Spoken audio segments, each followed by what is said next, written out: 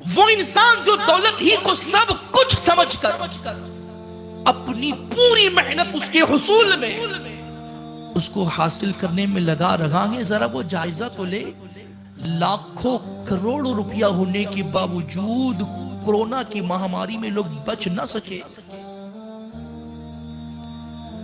उनके पैसे ने उनको नहीं बचाया, दुनिया की टेक्नोलॉजी ने दम तोड़ दिया। बड़े बड़े अतीबा, बड़े बड़े डॉक्टर, बड़े बड़े सर्जन हाथ पैर और घुटने टेकते हुए नजर आए।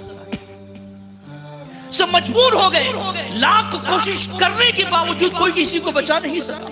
ये कुदरत का इजहार है, अल्लाह की ताकत और अल्लाह की कुव्वत का इजहार है। और कुदरत बताना चाहती, बंदे तो दुनिया की कितनी ही ताकत क्यों न जमा कर ले, तो दुनिया की कितनी दौलत क्यों न जमा कर ले, तो दुनिया की कितनी टेक्नोलॉजी क्यों न जमा कर ले, जब अल्लाह का हुक्म किसी के लिए आ जाता है तो एक लम्हे के लिए उसको मोहल्लत नहीं दी जाती है। न एक लम्हा आगे होता है, न एक लम्हा पीछे होता है।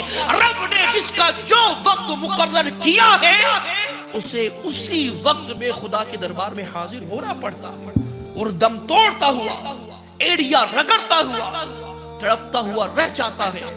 और दुनिया की बड़ी से बड़ी ताकत उसे बचाने में कामयाब, क्योंकि उसके लिए खुदा का हुक्म आ चुका है। अब आप गौर करें, जाने वाला जब दुनिया से गया तो दुनिया में कितना जिया?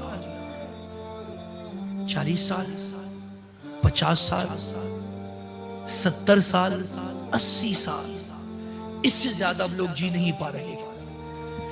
लेकिन 80 साल जिंदगी गुजारने वाला आदमी ये सोचे कि सिर्फ 80 साल दुनिया में जीने के लिए उसने क्या किया।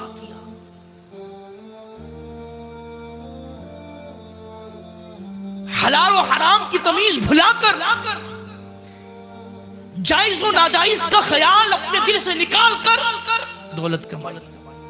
इस 80 साल जीने के लिए घर बनाया, बंगला बनाया, बैंक बैलेंस किया, कई गाड़ियां उसने खरीद ली, ऐशो इशरत की दुनिया उसने आबाद कर ली। लेकिन हाय, इन 40 सालों में, इन 60 सालों में, इन 80 सालों में काश उसे उस घर की फिक्र भी आ जाती और उस घर की याद भी आ जाती, उस घर का ख्याल भी आ जाता जिस घर में उसे कयामत तलक पड़े रहना, लेटे रहना, सोए रहना।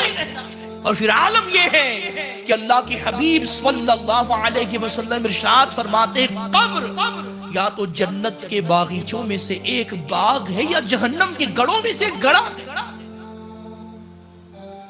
इसके सिवा कब्र कुछ नहीं है।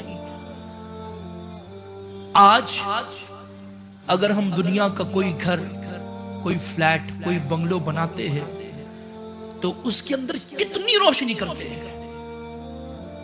4 ट्यूबलाइट की जरूरत है, 8 ट्यूबलाइट लगाई जाती है। फिर पीओपी में अलग बल्ब लगाए जाते हैं, एलईडी अलग लगाई जाती है। कोशिश होती है कि मेरा घर मुनव्वर हो जाए, पुरनूर हो जाए, रोशन हो जाए, ताबनाक हो जाए, चमक दमक वाला हो जाए। लेकिन अल्लाह अल्लाह 40 साल जिस घर में रहना है उस घर में रोशनी की इतनी फिक्र की, और जिस घर में कयामत तक के रहना उस घर के लिए एक छोटा सा चिराग भी जमा न कर सके, एक कैंडल जितनी रोशनी भी हमने जमा नहीं की। क्यों? क्योंकि उस घर का कोई ख्याल, कोई तस्वुर हमारे पास नहीं।